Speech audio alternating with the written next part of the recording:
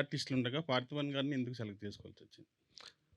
అంటే నేను ఇందాక చెప్తాను కదా, ఇట్స్ డైరెక్టర్స్ చాయిస్ అండి. తెలుగులో ఉన్నారా లేరా అని కాదండి. ఇప్పుడు మనం సినిమా అనేది ఇట్ ఈస్ క్రాసింగ్. ఇప్పుడు రావు రమేష్ గారు మన మన ఆర్టిస్ట్ కదా. మరి కేజీఎఫ్లో ఆయన ఎందుకు పెట్టారు? ఫహాద్ ఫాసిల్ తమిళ్ కదా, పుష్పాలో మరి ఆయన ఎందుకు పెట్టారు? ఇట్స్ డైరెక్టర్ చాయిస్ అండి.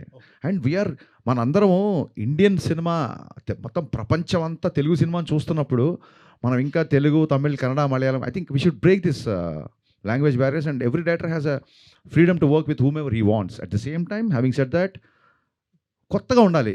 నల్ల నాగప్పనే కనపడాలి తప్ప బిఫోర్ చేసిన వాళ్ళు వీళ్ళు కనపడకూడదని. అండ్ డెఫినెట్గా మనకి ప్రకాష్ రాజ్ విలన్ అనగానే ప్రకాష్ రాజ్ గుర్తొస్తారు.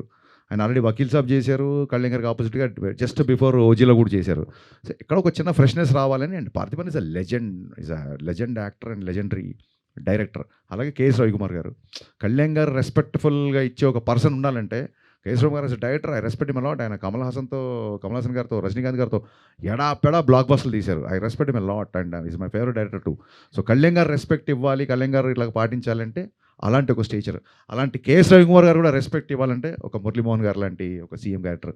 ఇవన్నీ ఏంటంటే లాంగ్వేజ్ బ్యారియర్స్ అయినా ఇంకా మనం పెట్టుకోవద్దండి అని వదిలేసుకుంటూ ముందుకెళ్ళాలి బేసిక్గా. యా.